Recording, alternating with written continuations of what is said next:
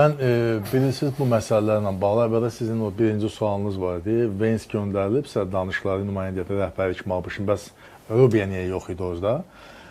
Bu İranla bağlı fevralın 28-də o məlum qərarın qəbulu zamanı qərargah rəisləri, onlar tam əleyhinə olublar.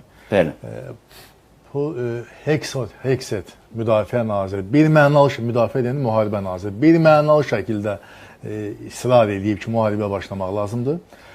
Bu Xarici İşlər Naziri, yəni müdafiə deməli dövlət katibi isə Rubiya, o isə söyləyib ki, danışıqların artıq mənası, əhəmiyyəti qalmayıb. İranla danışıqlar heç bir nəticə vermir. Yəni bu nə deməkdir? Yəni o Heksetin və Trumpın mövqeyini dəstəkləməkdir. Bu halda yeganə şəxs, vitse-prezident, o isə Vens isə bu müharibənin hələ vaxtı çatmadığını, danışıqların hələ tükənmədiyi ilə bağlı mövqe ifadə edib. Var edə bilmirdi rəsmi.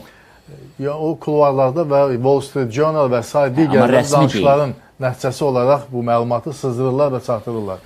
İndi siz təsəvvür edin ki, deməli Vens daha çox kompromis meyilli, müharibənin əleyhdarı və daha çox diplomat kimi özünü aparır ki, danışıqlar yolda tənzimlənsin və yanında isə deməli dövlət katibi gedir ki, ilk gündən daha çox deyib ki, bizdə iş bitdi, daha generallar önə çıxsın.